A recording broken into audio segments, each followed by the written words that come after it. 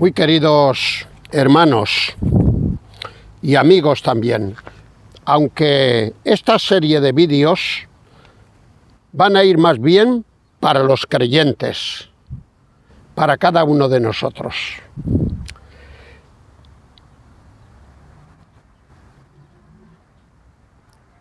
Hay una pequeña lectura que voy a leer rápidamente y luego haré un breve comentario.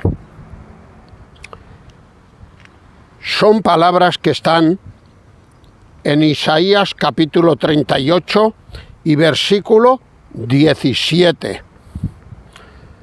Dice aquí el rey Ezequías: He aquí, amargura grande me sobrevino en la paz. Sí. Si fuéramos al capítulo 39, al final del capítulo 39 de Isaías, el último versículo, veríamos que él estaba viviendo en estos momentos paz. No turbulencias ni guerra, sino paz. Y aquí ya, anticipándose un capítulo, dice: He aquí amargura grande me sobrevino en la paz. Y luego le dice a Dios: Mas a ti agradó librar mi vida del hoyo de corrupción, porque echaste tras tus espaldas todos mis pecados. Sí. En primer lugar quisiera decir que ya que Ezequías estaba pasando por una prueba muy grande, de la que milagrosamente le libró el Señor y le añadió a su vida, creo que 15 años más, porque tenía una enfermedad de muerte, quiero adelantarme ya a decir de que muchas veces las pruebas en esta vida Dios las permite en los creyentes más espirituales. No pensemos que porque seamos malos creyentes, creyentes mundanos, creyentes carnales, creyentes poco espirituales, nos van a venir pruebas.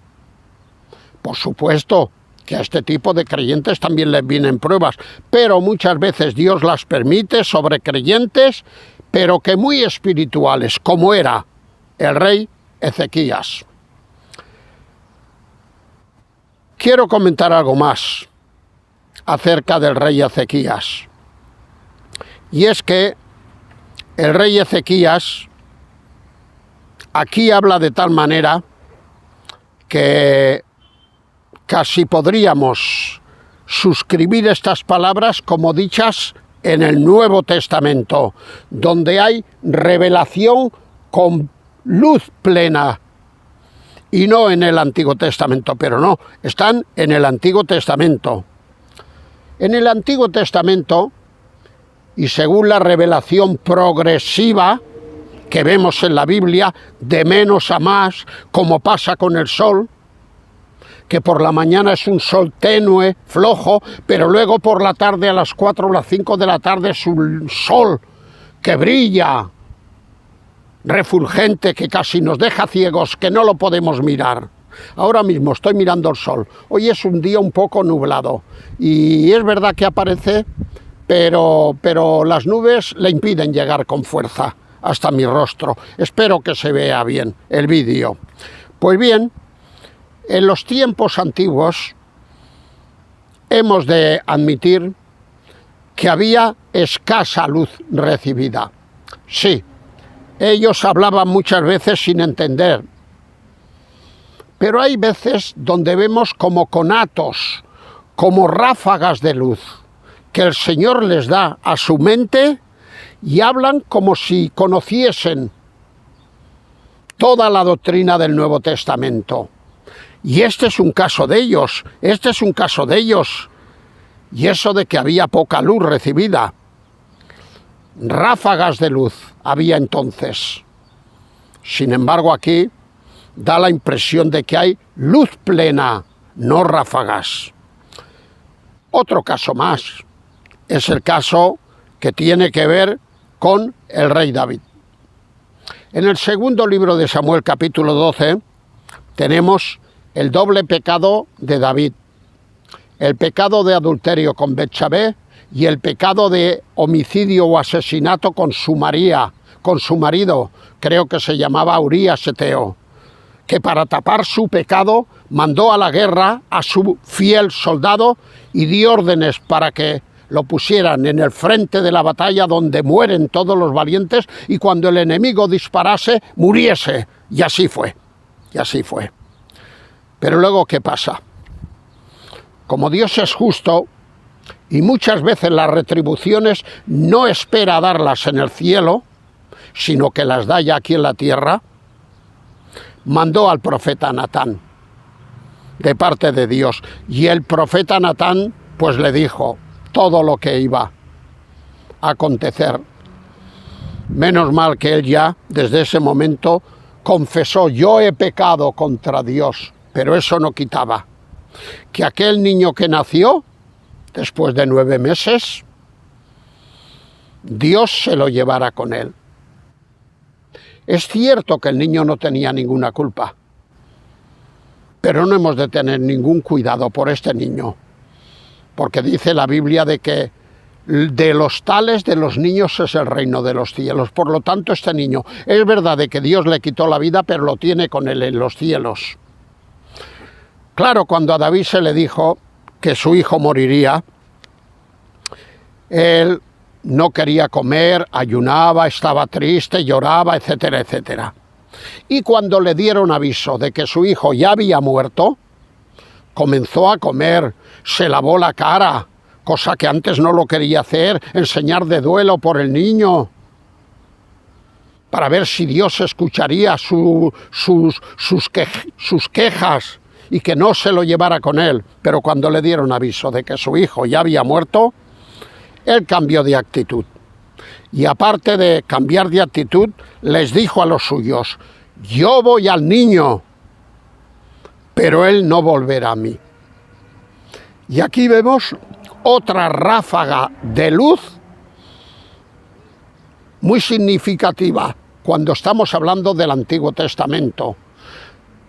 Y es que los hombres de Dios en el Antiguo Testamento, con una luz más tenue, tenían momentos de lucidez y de una ráfaga de luz, porque esto que dice él aquí es más bien doctrina del Nuevo Testamento.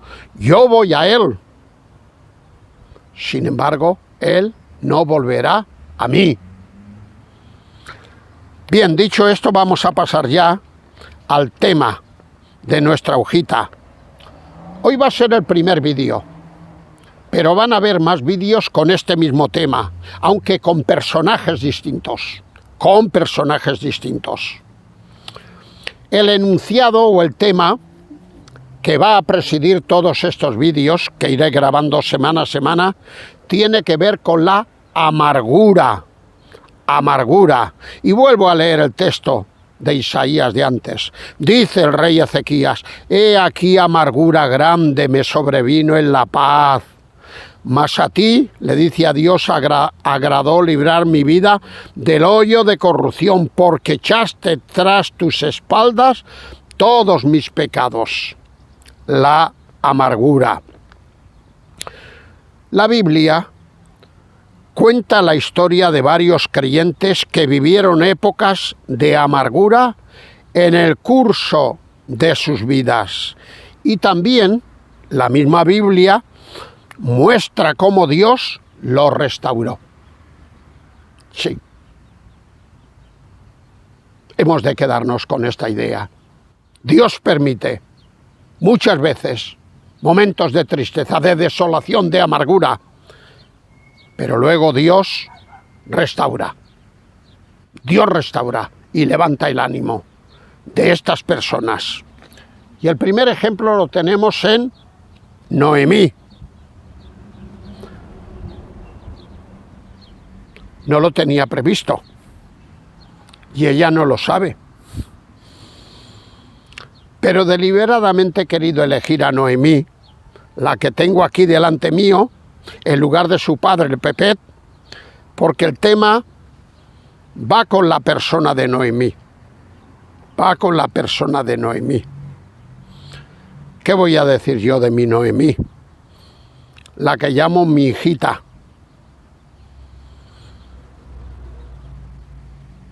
trabajar con Noemí. Es todo un placer. Por eso, el significado original del nombre Noemí en la Biblia era placentera. Y trabajar con Noemí es todo un placer. No es una amargura. No, ni mucho menos. Ella tiene un carácter y una forma de ser que nunca trabaja en amargura, ni ella ni tú.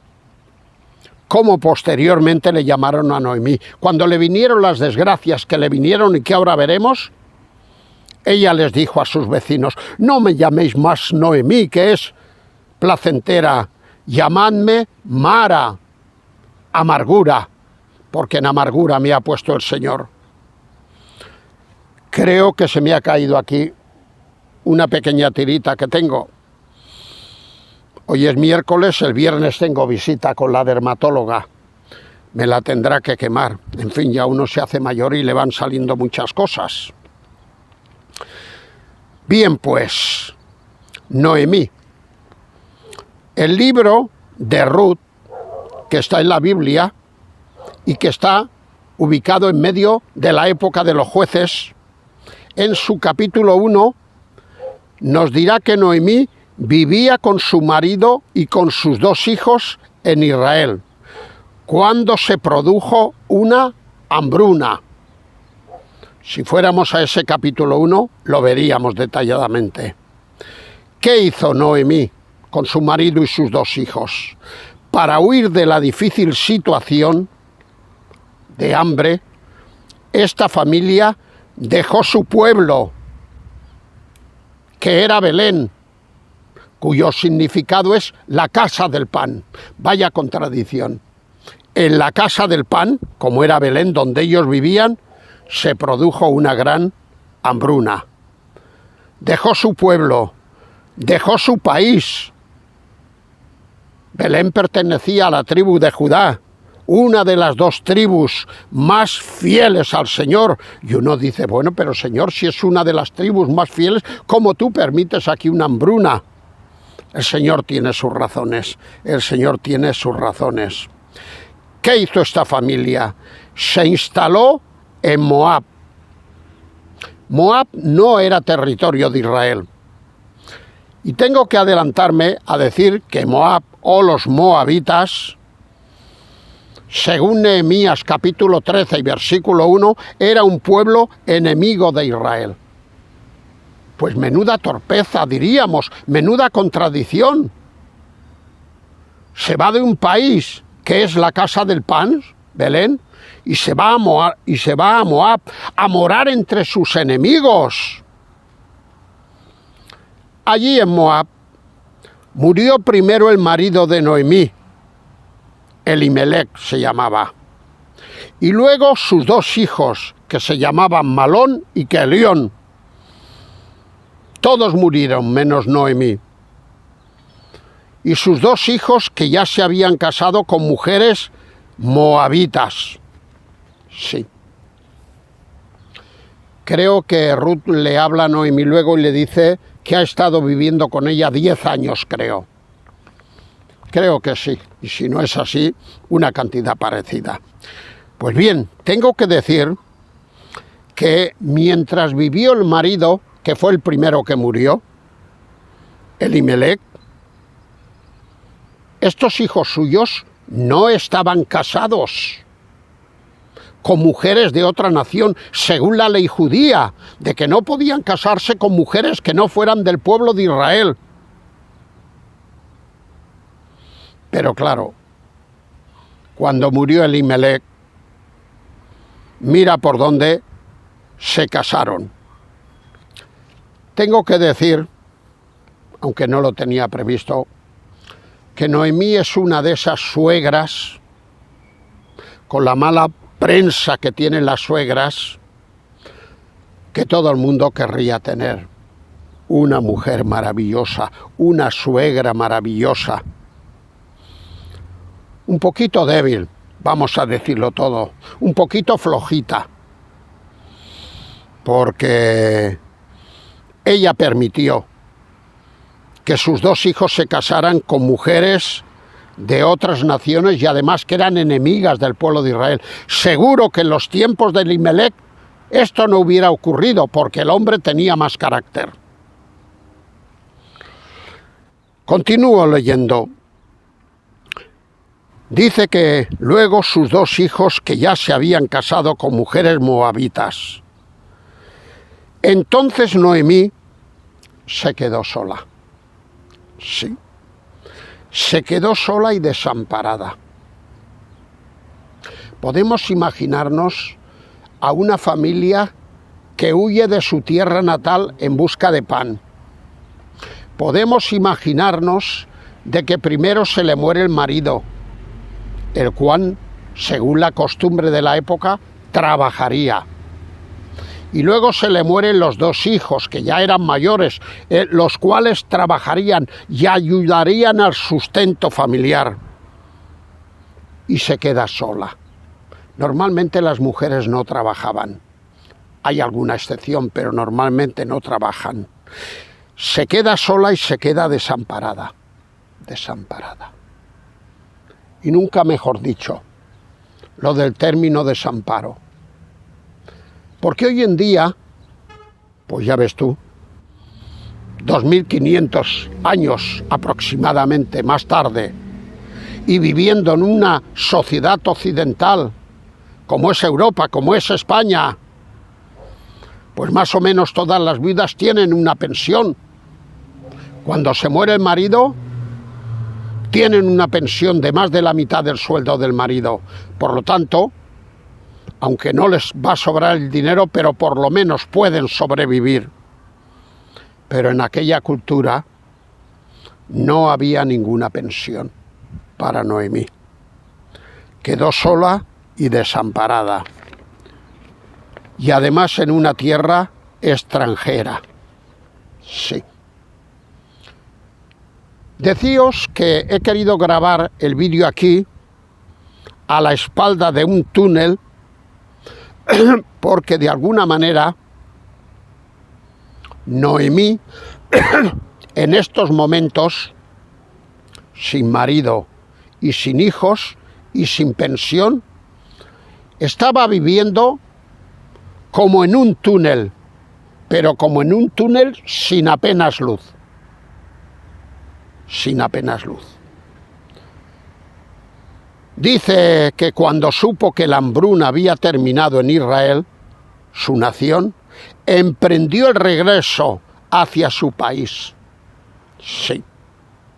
Hemos dicho de que tenía 2 nueras. La una se llamaba Orfa y la otra se llamaba Ruth, de la que nos vamos a ocupar ahora. Ruth, una de sus nueras, amaba a Noemí, amaba al pueblo de Noemí y amaba también al Dios de Noemí. Y tengo que decir también otra cosa. Y es que, aunque no hiciera lo correcto cuando vino hambre en dejar Belén, la casa del pan, e irse a una tierra extranjera, quizá ahí les faltó un poco la dependencia de Dios, porque había otros muchos allá en Belén que también sentían necesidad y no se fueron, no dejaron su pueblo. Pero bueno, dejemos esto a un lado. Digo de que Ruth, una de sus nueras, amaba a Noemí, amaba al pueblo de Noemí, que era Israel, y amaba a su Dios. ¿Y por qué amaba?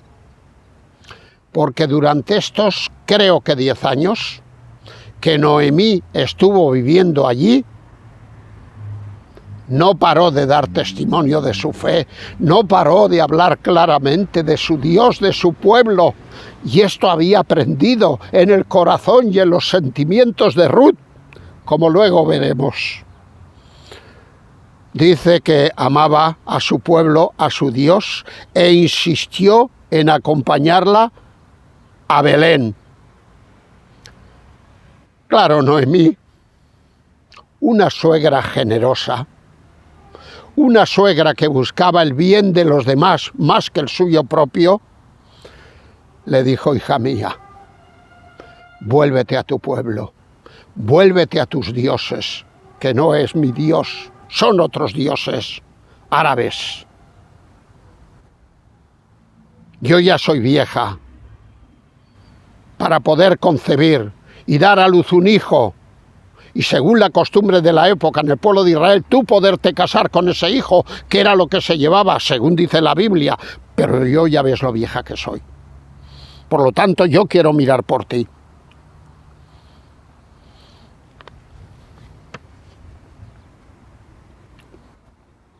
Y aquí viene una declaración de fe que no solamente hago mía, sino que quisiera que todos aquellos creyentes que estén viendo y oyendo este vídeo la hicieran de ellos. Respuesta de Noemí, respuesta de Ruth a Noemí: no me ruegues que te deje y que me aparte de ti. Tu pueblo será mi pueblo y tu Dios será mi Dios, y que solamente la muerte produzca la separación entre nosotras dos. Vaya declaración de fe, vaya declaración de fe.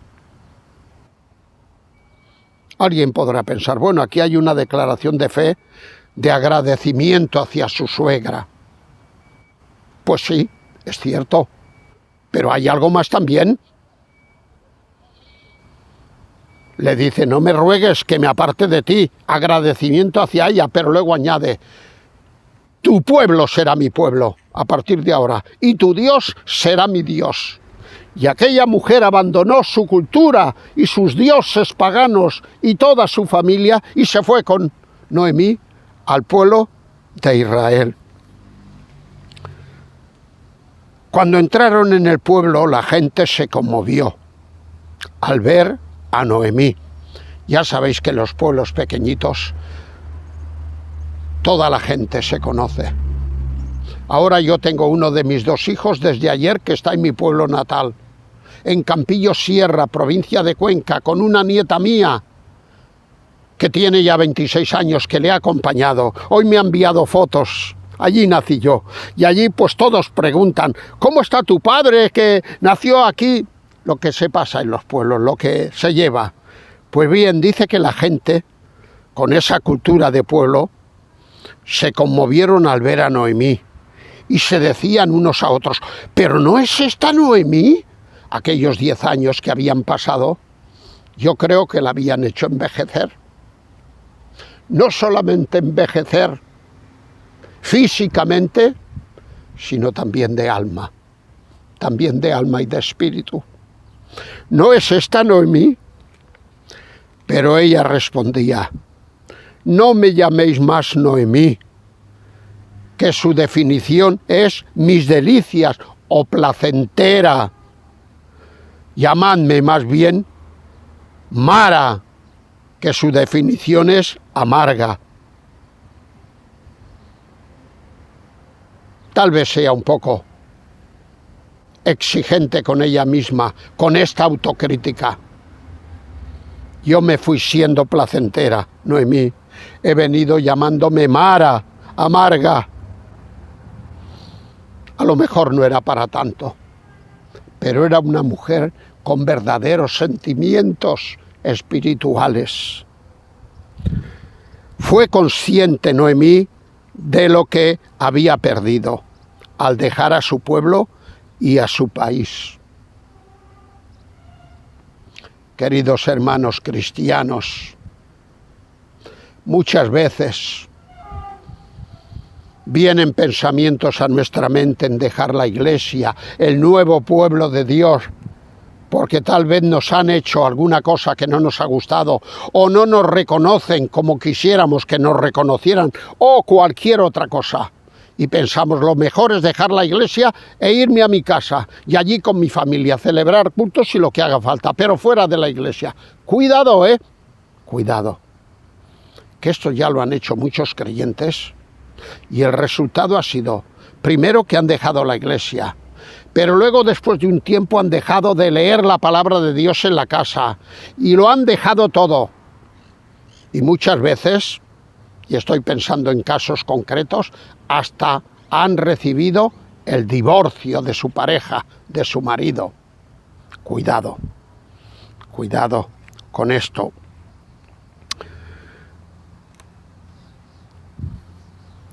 Noemí había dado la espalda a Dios, pero la misericordia divina le había preparado un final feliz. La misericordia divina, que nunca paga como nos merecemos, siempre se eleva por encima de nuestras inconsecuencias espirituales y nos da aquello que no nos merecemos, la misericordia divina. Y ahora pasamos a ver algunos acontecimientos en la vida de Ruth. Para conseguir alimentos, Ruth, la nuera de Noemí, fue a espigar a los campos de un hombre rico llamado Booz, cuyo corazón había sido preparado por Dios. Dios todo lo hace bien. Mira por dónde. Dios preparó de una manera providencial que se llegasen a conocer este Booz con Ruth. Y ya que era un hombre rico, usó de sus riquezas para no estorbar a Ruth a que cogiese de sus espigas y las llevase a su suegra, Noemí, para alimento de las dos. Dice de que este hombre rico llamado Booz fue a espigar a los campos de un hombre rico llamado Lot, cuyo corazón había sido preparado por Dios.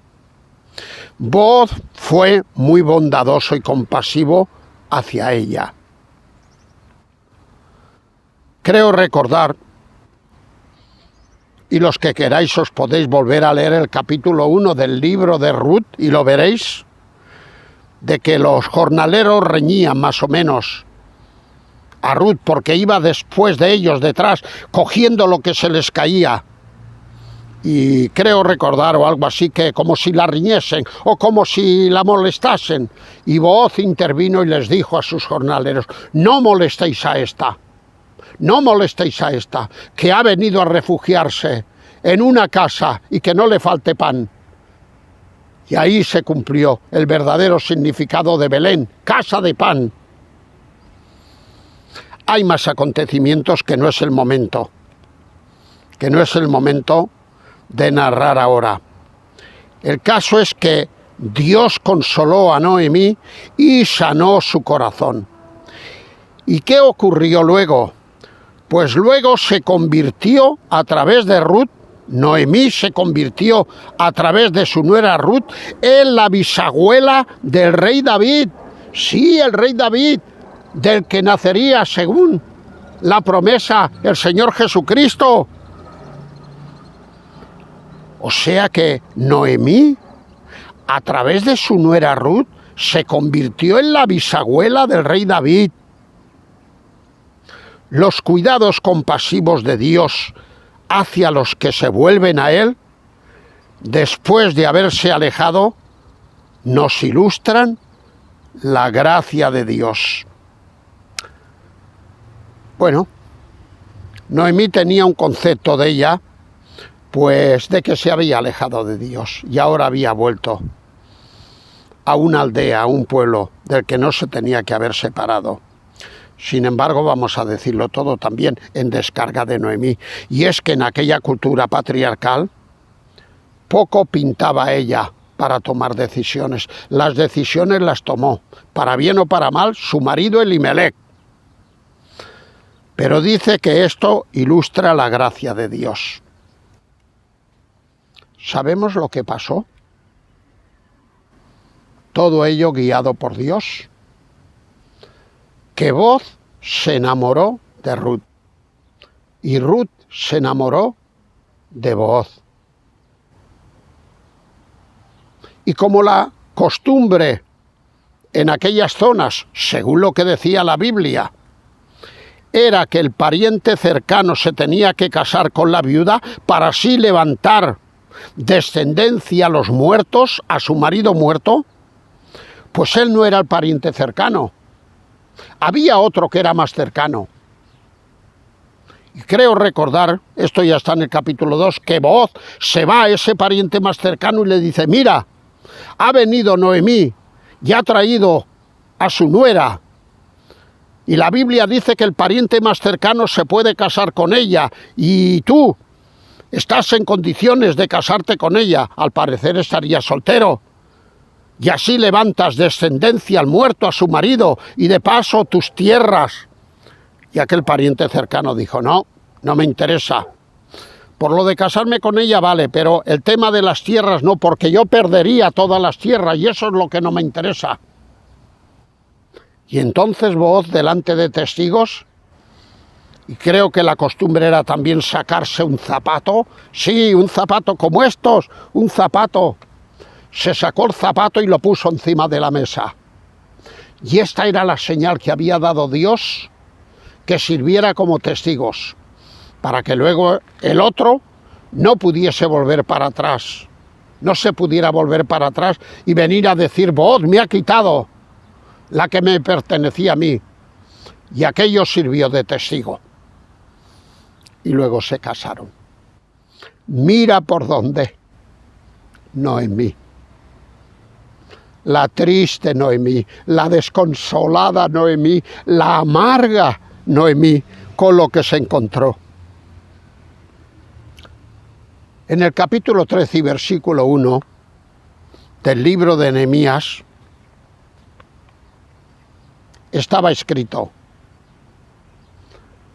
de que ni amonitas ni moabitas debían entrar en la casa de Dios, por cuanto se opusieron a su pueblo Israel cuando salía de Egipto.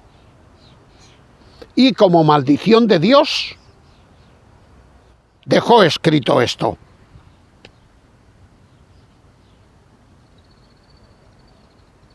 Alguien dirá, pues si esto ya estaba escrito en Nehemías capítulo 13, ¿por qué Booz? ¿Por qué Booz ahora se casa con esta mujer que es moabita? Los caminos de Dios son insondables. Los caminos de Dios muchas veces no los acabamos de entender.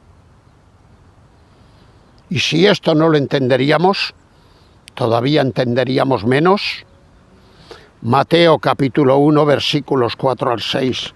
Ahí se está dando una genealogía de Jesús. Y empieza desde el principio, desde Adán, desde Abraham, desde Noé, desde todos. Y llega un momento, podéis leeros esto en Mateo 1, versículo 4 al 6, donde se habla de Booz, donde se habla de Obed, porque luego resulta que tuvieron un hijo, Booz y Noemí, Booz y Ruth, al cual llamaron Obed. Y este Obed creo que fue el bisabuelo del rey David, el bisabuelo del rey David y el abuelo de su padre Isaí. ¿Pero cómo es esto? No solamente la aceptan en el pueblo de Dios, sino que es de la descendencia o de la ascendencia directa del Señor Jesucristo. ¡Qué grande es el Señor! ¡Qué grande es el Señor! Amargura, amargura. Querido hermano, querida hermana, puedes estar pasando en tu vida por momentos de amargura, porque según tú, Dios no hace las cosas como tendría que hacerlas. Yo también he pasado por estos momentos, pero quiero decirte una cosa. Si estás pasando por estos momentos, léete de principio a fin el libro de Ruth, que son 4 capítulos, y vas a entender que hay que dejar esto a un lado y volver a ponerte en las manos de Dios. Que Dios te bendiga, querido hermano y querida hermana. Y a la espera de los nuevos vídeos con el mismo tema de la amargura, que iremos grabando en próximas semanas, vamos a despedirnos en oración al Señor. Señor y Padre, te damos muchas gracias, porque aunque hay muchas cosas que no entendemos, sabemos que estamos en las mejores manos. En ocasiones somos tan torpes como era el apóstol San Pedro, cuando se oponía a que Jesús hiciera cosas en él. Y el Señor Jesucristo le tuvo que decir: Pedro, no te resistas, deja que yo actúe en ti, porque lo que no entiendes ahora, lo entenderás después. Muchas gracias, Señor. ¿Cuántas veces nos parecemos al apóstol Pedro en este acontecimiento de los evangelios? Quisiéramos pedirte dependencia de ti, fe en tus cosas. Y mientras no entendamos alguno de tus procederes, lejos de revolvernos contra ti y de entrar en un tiempo de amargura, nos echemos en tus brazos y te demos las gracias. Y te las damos ahora también, como siempre, en el nombre del Señor Jesucristo. Amén.